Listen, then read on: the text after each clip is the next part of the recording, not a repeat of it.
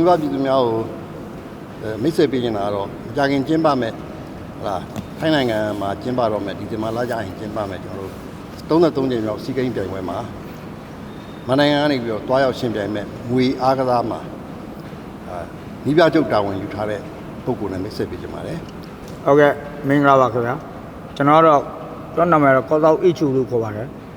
်ကျွန်တော်ယခု33ကြိမ်မြောက်2025ကျင်းပပြုလုပ်မဲ့စီးကိန်းပြိုင်ပွဲမှာမြန်မာနိုင်ငံကိုစားပြုငွေထိုင်းလက်ဝဲအောက်သားနည်းနဲ့နီးပြချုပ်ဖြစ်တာဝန်ယူထားပါခင်ဗျာကိုကျုပ်ကဒေသနဲ့မိတ်ဆက်ပေးပြီဆိုတော့ကိုကျုပ်နဲ့ကျွန်တော်နဲ့ကတော့အထူးပြောစရာမရှိဘူးပေါ့တိုးတုံးနဲ့တည်ခဲ့ရတဲ့ပုံကိုယ်တွေဒါပေမဲ့ကိုကျုပ်ကအခုဒီမှာနီးပြချုပ်အဖြစ်တာဝန်မယူခင်ဒီစီးကိန်းကိုသွားပြိုင်မဲ့ဒီငွေထိုင်းအားကစားနဲ့သွားပြိုင်မဲ့ကလေးတွေကို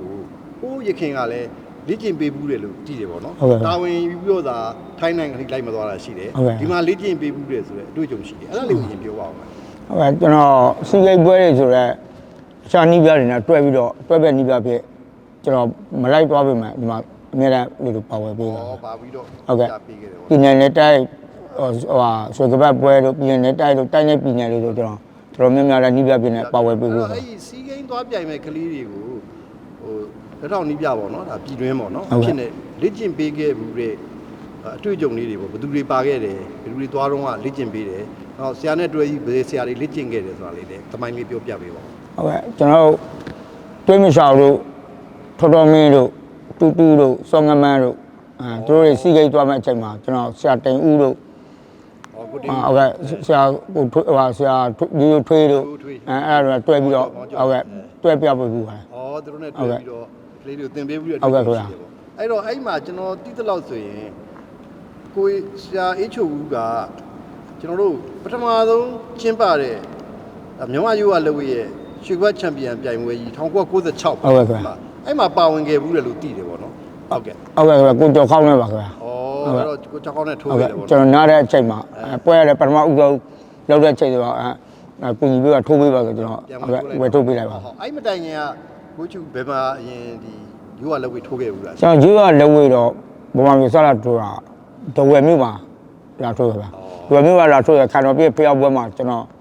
်တကယ်တည်း3ယောက်ထိုး4ယောက်ထိုးပြီးတော့ကျွန်တော်အောက်လာရခဲ့တယ်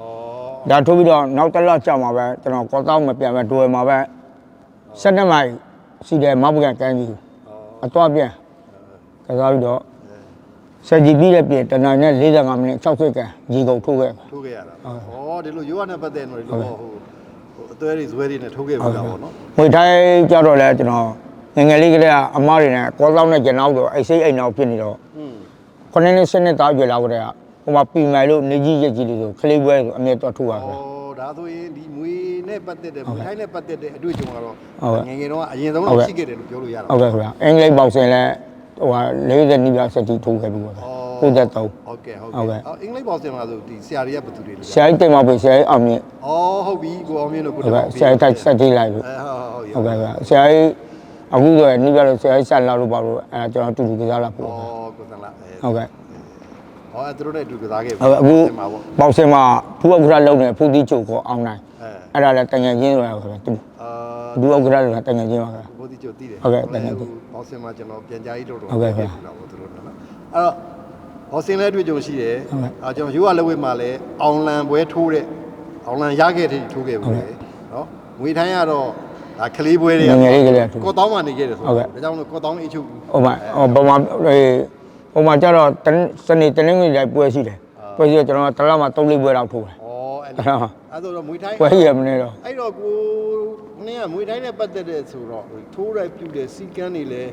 တိတာရှိမယ်ပေါ့နော်ရှိတယ်ကြဒါပေမဲ့အရင်ကစီကန်းနဲ့အခုစီကန်းနဲ့ကွာခြားသွားတယ်အဲ့ဒါတော့ပြန်ပြီးလေ့လာကိုနင်းတို့ထိုးတဲ့အချိန်တုန်းကဒါကြတော့ဘာပြောပြဟိုဆိုပါ professional ပွဲလို့မျိုးထိုးရတာအခုကျွန်တော်တို့စီကိန်းကြတော့ဒါအမချာပေါ့အမချာဖြစ်တဲ့ခါကျတော့အဲ့မှာအမှတ်ပေးပါမတူတာတွေရှိတာရှိတယ်ဗျာရှိတယ်ဟိုမှာကျဆွဲလဲလို့လည်းအမှတ်မရဘူးဟိုမှာကျဆွဲလဲလို့ရတယ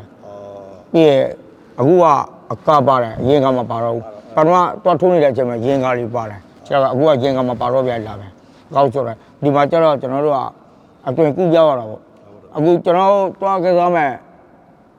စီကိန်းအခုထိုင်းမှာတွားကစားမဲ့အာဂနီမာဆိုရင်ကျွန်တော်တို့နီးကသူတို့နိုင်ငံရဲ့အိစိန်နိုင်ငံရဲ့အာကစားရဖြစ်တယ် အဲ့မှာကျွန်တော်တို့ကပို့ပြီးတော့အားဆိုင်ရတယ်အားဆိုင်လို့ကျွန်တော်တို့ရဲ့လူကြီးတွေလည်းသူတို့လည်းတက်နိုင်တော့ကိုကြီးပတ်ဖို့ပေးတယ်ကျွန်တော်တို့မှတက်တလောက်မတလောက်မရှိရှိတဲ့ဟာတွေနဲ့ပဲအကြံဖန်ပြီးတော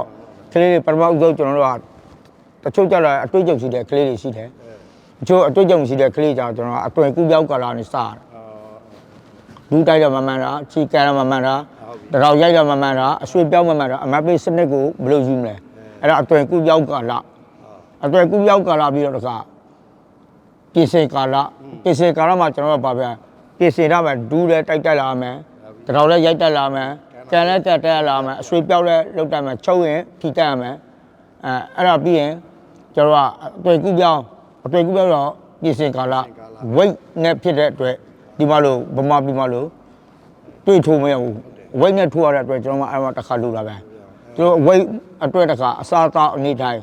းဘယ်ချိန်အိပ်ရမယ်ဘယ်ချိန်စားရမယ်ဘာတွေမစားဘူးဘာတွေမစားဘူးအဲ့ဒါတွေအစားကျွန်တော်တို့ချိန်ရတယ်ဟုတ်ကဲ့အခုဒါကိုဆရာတို့ရှိရင်ကန့်ဝင်နေတာဆရာတပည့်နဲ့တူလာနေရတာပေါ့တပည့်တော့မရောက်သေးကျွန်တော်ရေရောက်ဟုတ်ပြီအဲ့ဒါဆရာတို့ကန့်ဝင်တဲ့ကာလဆိုဘူးဆိုဘယ်လောက်ရှိခဲ့ပြီလဲငါ6လပိုင်းတရနေ့ကတည်းကစဝင်တာ6လပိုင်းတနေ့ကကန့်ဝင်ရတာဟုတ်ပြီချိန်ကြီးပဲပေါ့နော်အဲ့တော့ဆရာတို့အိမ်မှာဘယ်နှစ်ယောက်ပေါ့ဗျာမွေအားကစားနည်းမှာဘယ်နှစ်ယောက်သွားပြိုင်မယ်ဘယ်ဝေတန်းနေပြိုင်မယ်ဆိုတာချက်လောက်ပြောလို့ကျွန်တော်အခုဟိုမှာဆို80နဲ့5မှာဆိုထုံးမင်းအောင်81မှာဆိုရင်ဟိုထုံးမင်းနိုင်ထုံးမင်းနိုင်ဟို81မှာရမှန်လားစူပါရီကျန်းရမှန်ပြီးရင်ဟိုစူပါရီကျန်းဟုတ်ပြီစူပါရီကျန်းပြီးရင်ဟိုစိတ်လုံးကျော်ပြီးရင်တွေ့လက်ထက်ကျဲစောကဲတို့ပြီးရင်ထပ်ခွေးစိတ်ပြီးတော့ကောင်းပြီဆုံးအဲ့လိုအမေကလေးမှာကြာနော်အောင်မဆိုးမေစင်ဦးမာလာဝင်းညချမ်းရေးစုလက်4ယောက်ပေါ့မိန်းကလေးကမေဟုတ်လား4ယောက်ပဲအဲ့ဒါကျွန်တော်ကြည့်နေတာဒီမှာချို့ကြတော့ဒါဒီမှာချားဟိုကစ်ဘောက်ဆင်တိုင်မဲ့သူတွေလည်းရှိတယ်လားကျွန်တော်ကနီးပြကျုပ်ဆိုကျွန်တော်ကက်ရောမူရောကျွန်တော်တခါတည်းရောပြီးပေါက်ထားလိုက်တာပေါက်ထားအခုတွားကဒီမှာနီးစင်းနဲ့ပြန်ပြောင်းထုတ်လိုက်တယ်ကျွန်တော်ပထမကက်ဘောက်ဆင်ဟိုနှစ်ခုလောက်ကြိုက်တာအခုလည်းနှစ်ခုလောက်ကြိုက်ထားတာပဲကက်ဘောက်ဆင်ရောတချို့ကတာပီလို့ပါကြာကျွန်တော်နီးစင်းနဲ့မတူတာရှိတယ်တချို့နီးစင်းနဲ့တူတဲ့အပိုင်းကြတော့ကျွန်တော်မွေနဲ့ပဲရောပြီးတော့မောင်းတာထားတော့လည်းတူတူပဲထားတာအဲ့မှာလိုအဲ့တဲ့မှာသူတို့ကဒူးတိုက်တော့မပါဘူးတောင်ရိုက်တော့မပါဘူးအဲ့ဒါတွေကျွန်တော်ကပြန်ပြီးတော့ခွဲတော့နှမျိုးသုံးရအောင်လားဟုတ်ကဲ့ကျွန်တော်နှစ်ခုလောက်ကြိုက်တာတင်သားရမှာဆရာကြီးကြက်ပေးရတာပေါ့ဟုတ်ကဲ့ကျွန်တော်ပဲဟုတ်ပြီဆရာအဲ့တော့အခုဆရာတို့လေ့ကျင့်တင်ကြားချိန်နဲ့တော်တော်လေးတော့ယူထားတယ်ပဲပြောဟုတ်ကဲ့ပါဒါအဖွဲ့ချုပ်တွေကလည်းဆရာတို့ပေါ်မှာဒါပံ့ပိုးမှုအပါညာရောအဆင်ပြေတယ်မဟုတ်လားအဆင်ပြေလို့ပဲပြောမှာဟုတ်ကဲ့ဒါပေါ့ပြေတယ်ပေါ့ပြေအောင်မလုပ်ရပါဘူးအဲ့ဒါဟေးဟုတ်ပြီအဲ့ကကြတော့အခုဆရာတို့စပြီးတော့လေ့ကျင့်တဲ့ဒီတင်ကြားလေ့ကျင့်တဲ့အချိန်ကနေအခုချိန်ထိမှာဆရာဒီကလေးတွေတိုးတက်ပြောင်းလဲလာပုံအပိုင်းလေးတွေကိုဆရာဘယ်လိုကျင့်တတ်အားမရှိရဲ့ကျင့်တတ်မှုတော့ရှိတယ်အားရမှုတော့မရှိဘူးအားရတော့မရှိသေးဘူးဒါကတော့ဆရာတယောက်ရဲ့ဟုတ်ကဲ့ဖြစ်တတ်တဲ့ဒလိပုံနဲ့မှာပေါ့နော်ပြီးရဆိုတော့ဘာမှမရှိကျွန်တော်တို့ဟိုတင်အခုကျွန်တော်တို့အောင်နိုင်ရေးအတွက်ကျွန်တော်တို့ကနီးပြတွေခေါ်တာကျွန်တော်လက်ထောက်နဲ့ထော်တော်မင်းတို့ကိုဝိုင်းပြေကိုမမောင်တို့ဟုတ်ကဲ့တကယ်ကျွန်တော်တပည့်ပြမှာညမင်းတို့သူတို့တွေနဲ့တွဲပြီးတော့ကျွန်တော်ပြတဲ့အချိန်မှာငါနီးပြကြောက်ပဲငါခိုက်တော့မှအမှန်ဆိုတော့လမ်းစဉ်နဲ့မသွားဘူးထော်တော်မင်းကသူ့ရဲ့အတွေ့အကြုံဘယ်လောက်ရှိလဲကိုဆရာမကဘယ်လောက်ရှိလဲဆရာမြတ်မင်းကဘယ်လောက်ရှိလဲအကုန်လုံးပေါက်လိုက်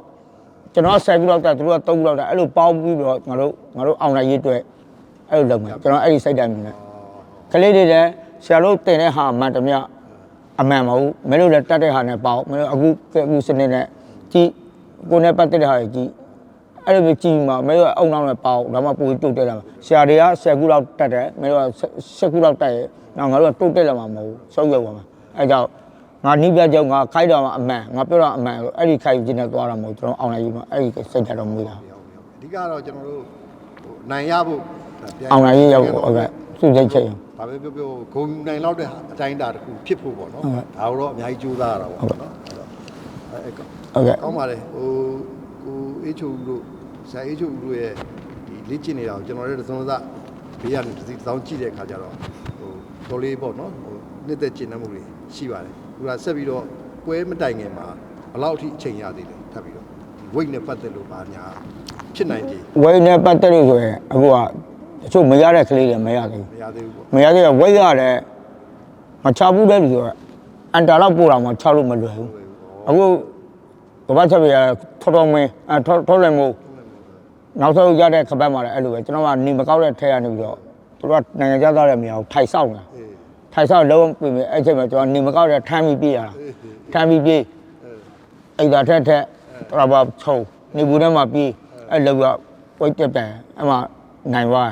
းဝိတ်ရောက်ပါကဘာချက်ပြကပတ်ရောက်ပါခုနသူ့ပြေသူတို့လာတော့တာပြောပါသေးတယ်ဆက်တည်သူအများကြီးရှိတယ်နေမကောက်တဲ့ကြားတယ်လောက်ပြီးအခုလဲဒါ ဟိုတိုင်းလည်းကြာတော့ချလာတာဟုတ် အခုဒါတွေကလေးလေအမပြိုင်ပွဲကြရင်တော့ okay သွားနိုင်ပါလေ ဟုတ်ကဲ့တော်တော်မေးလဲကျွန်တော်ကအခုသူ့ဟိုနီးစနစ်မှုပေါ့နီးစနစ်ပိုင်းဆိုင်ရာသူတို့ကအခုလက်ရှိခုခေတ်မှာသူတို့ကပို့ပြီးတော့ကျွန်တော်တဲ့အတွေ့အကြုံစီကျွန်တော်ကတော့အဲ့လိုပေါင်းမရတယ်ဆေးရအတွေ့အကြုံနဲ့နောက်တွေ့အကြုံကိုယ်တိုင်လည်းကစားသမားအဖြစ်နဲ့စီဂိမ်းတစ်ခုဖြတ်တန်းမှုတယ်နော်အာရှပြိုင်ပွဲမပြိုင်မှုတယ်ငငယ်တော်တော်မေးရတယ်ကျွန်တော်ပြလာဘူးပါပဲတူလို့အဲ့လိုရှိခဲ့တဲ့ခါကျတော့ဘာပဲပြောလေကိုနှင်းနေရတယ်သူတပည့်တွေတို့ကိုဟိုးတုံးနေရပါတော့ပုဂ္ဂိုလ်ရေးခင်မင်မှုတွေရှိတော့အခုဒါသူ့ကိုတစ်ထောက်ဆရာပြည့်မှုဖြစ်တော့အဆင်ပြေတယ်အဲ့တော့ကိုမောင်ကဘယ်ဘိုင်းကိုတာဝန်ယူတာ YC ကိုမောင်ကတော့ဘယ်လိုပြောမလဲကျွန်တော်အဲ့လိုပေါ့ကျွန်တော်ပက်တူပါကြိုက်တဲ့ချိန်ဟိုဘာလို့ကပက်လီကြိုက်တဲ့တွဲပြီးတော့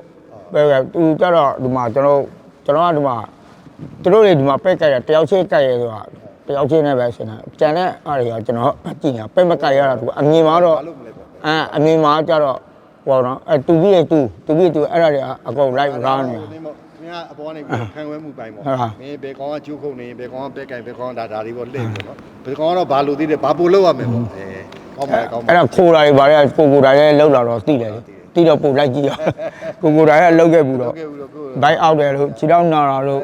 ခေါင်းမူးတာလို့အဲ့ဒါကိုတိုင်းလောက်ခဲ့ဘူးတော့မျက်နှာလေးကြည့်လိုက်ကြတာသိတယ်ဒါဟုတ်တယ်အဲ့တော့ပက်ကြိုက်တာတယောက်ချင်းပဲကြိုက်နေရတာကျန်တာ live run ရနေတာပေါ့ဒါဆိုအခုဒါကျွန်တော်သိလောက်ဆိုရင်ဆရာအေးချိုဦးကဒီနောက်ကနေပေါ့ဗျာရှစ်မထွက်ပဲနဲ့ပေါ့ဒီစီးကိန်းအတွက်ကလေးတွေကိုပြင်ဆင်ပေးခဲ့တဲ့နှစ်ကာလတွေဟိုဘက်မှာရှိခဲ့တယ်ဒါအခုတခါတော့နေကြကျုပ်ဖြစ်နေတာဝန်ယူရပြီဆိုတော့ကိုတာဝန်ကြီးလာပြီတာဝန်ကြီးလာပြီဆိုတဲ့အခါကျတော့ဟုတ်တယ်လေကိုနီးပြကျုပ်ဖြစ်တဲ့အချိန်မှာကာလာဝင်ဖို့ရွှေသိရဖို့ဒါလည်းမျှော်လင့်ချက်တွေလည်းအများကြီးရှိမှာပဲသို့တော်လည်းခုနပြောသလိုပဲဒီအားကစားရဲ့သူတို့ရဲ့မိခင်အားကစားကြီးလို့ပြောတဲ့မွေထိုင်းကိုသွားပြီးတော့သူတို့ရဲ့နိုင်ငံမှာကိုကသွားပြန်ရမယ်ဆိုကျွန်တော်အလဲကြမှာကျွန်တော်အလဲကြမှာဖီးအားလည်းရမ်းရှိဟုတ်ကဲ့ကလကအနောက်ကနီးပြဆက်အောင်အခုကျတော့ဘာပြောကလကာရှစ်ထွက်တဲ့အချိန်နဲ့ခုနကကိုမင်းသားဖြစ်တဲ့အချိန်နဲ့တော့တွေ့တာပေါ့နော်အဲ့ဒါခါကျတော့ဟိုအခုပြိုင်ပွဲဝင်ဘယ်နှစ်ယောက်ရှိလဲကျွန်တော်တို့ဒီမွေထိုင်းကိုပြိုင်ပွဲဝင်မှာမွေကိုသွားပြိုင်15ယောက်မွေရ15ယောက်ကိပေါက်စင်မှာပါပေါ့နော်ဟုတ်ပါဘူးအဲ့တော့မွေ15ယောက်မှာကျွန်တော်တို့ရဲ့ဒီကာလာဝင်နိုင်ကြီးရနိုင်ကြီးကဘယ်နေရာလုံးလောက်လို့ပြောလင်းတယ်ကာလာဝင်တော့ကျွန်တော်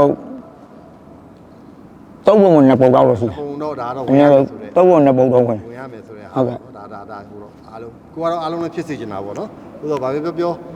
ဟိုဒီလောက်ဆိုရင်လည်းတိုင်းပြည်ကိုတွားကြိုးနှက်တယ်ဖြစ်အောင်တော့လုပ်ရပါဘူးအချုပ်ကလေးတွေကြားတယ်နှုတ်တဲ့ကလေးရှိတယ်အချုပ်ကြားနှက်တဲ့ကလေးတွေအော်ငါတို့တော့ပြန်အောင်ထိုင်းနေနဲ့ပြန်ရမှာထိုင်းနိုင်ငံမှာပြန်ရမှာစိတ်ထဲမကြနဲ့အခုမှအတွေ့အကြုံရှိတယ်ဒါပေမဲ့အတွေ့အကြုံရှိတဲ့ကလေးတွေအများကြီးပါတယ်ဟုတ်မလားဒါပေမဲ့ကိုယ်စိတ်ထဲမှာဒီအောင်ကောင်းတယ်ဆိုတော့ကိုယ်နဲ့မတွေ့လို့ကောင်းတယ်ဒီကောင်မားတယ်ဆိုတော့ဘာသာနဲ့ထူတာအဲ့ဒီစိတ်ဓာတ်နဲ့တန်ပြီးစိတ်ဓာတ်နဲ့မွေးအဲ့ဒါမှမဲတော့မှအခုမှ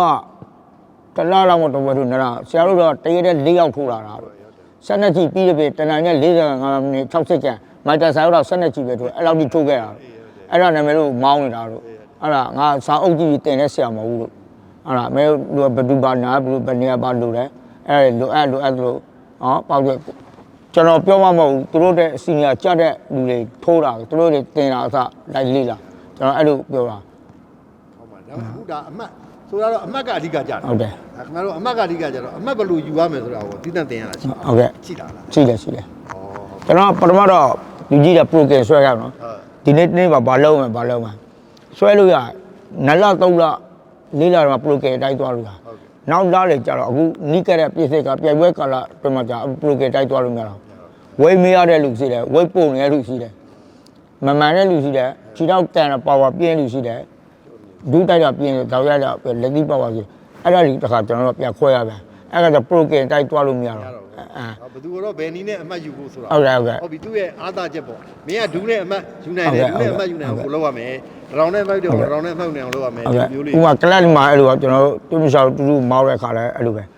တူကတွင်းမရှောက်ကသူ့ထက်မြင့်တဲ့လူနဲ့ထိုးမှာလားသူ့ထက်အရက်နှိပ်တဲ့လူနဲ့ထိုးမှာလားသူ့ထက်အရက်နှိပ်တဲ့တစ်ခါမှထိုးဘူးပါအလဲပဲထိုးမှာလားဝက်ကြီးရထိုးမှာလားမြန်တဲ့ခြေထောက်မြန်တာထိုးမှာလားကန်တယ်လို့အဲ့ဒါတွေကျွန်တော်ပြခွဲတော့မောင်းတာညလို့အဲ့ရင်းနဲ့စဉ်းစားတွင်းမရှောက်သူနဲ့ထိုးအောင်ကြည့်ရတယ်အဲ့စဉ်းစားမနေ့ပြကြတဲ့ဟာမခိုင်းဘူးသူ့နိုင်တဲ့အဟောက်ပဲခိုင်းရတာအဲ့လိုသွားမှာတနေ့လာတဲ့ဒါသွားလို့မရအောင်ဆိုတော့ပြိုင်မဲ့အခြေအနေကိုကြည့်ပြီးတော့အဲ့လိုကြည့်မှာကိုဆရာအေးချုံတို့ကအခုကသွားပြီးအခုတော့ဒါကိုယ့်ဘက်ကိုလေ့ကျင့်နေရတာပေါ့စိတ်ကူးနဲ့လေ့ကျင့်ရတာပြိုင်မဲ့ကိုမြဝါးတင်နေမြင်တဲ့အခါကျတော့ဆရာအေးချုံတို့ဒါပို့ပြီးတော့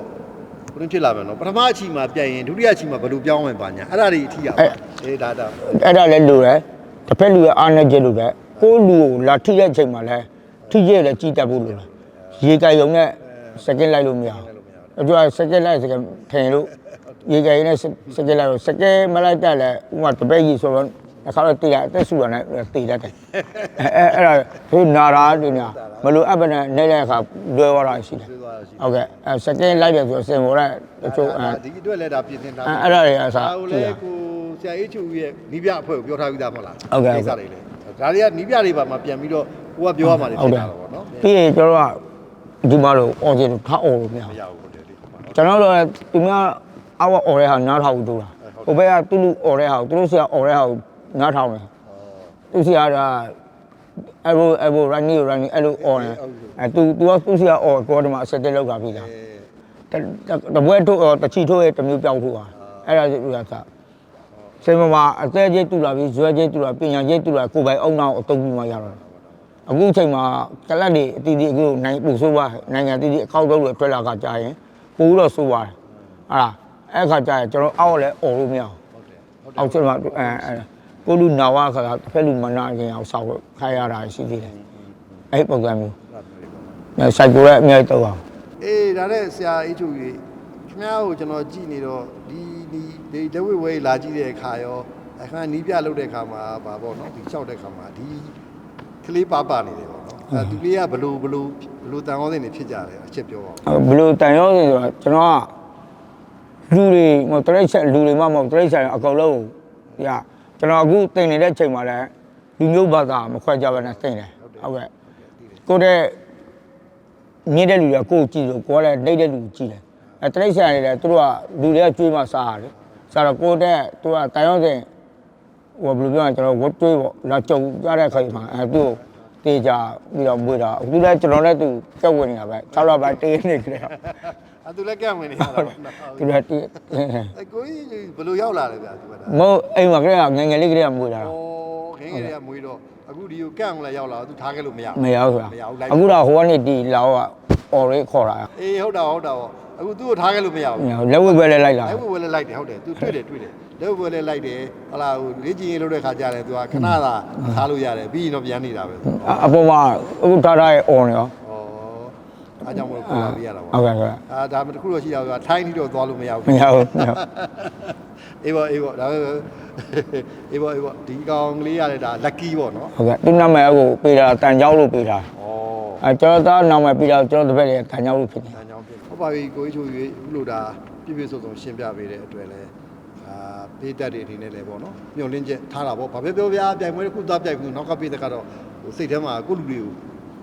ချွေရခြင်းနဲ့ရခြင်းနဲ့ဒါသူတို့ရဲ့လောဘပဲပြည့်သက်လောဘတော့ပြောလို့မရဘူးဒါဟိုတတ်တဲ့လောက်ဖြည့်ဆည်းဖို့ကြိုးစားနေတဲ့ဆရာအေးချိုတို့ဖွဲ့ကိုလည်းဒါလေးစားပါတယ်ကျေးဇူးတော်တင်ပါတယ်နော်ဟုတ်ကဲ့အောင်မြင်မှုများကြီးရပါတယ်လို့လည်းဆုတောင်းပေးပါတယ်ဗျာဟုတ်ကဲ့ဗျာကျွန်တော်တို့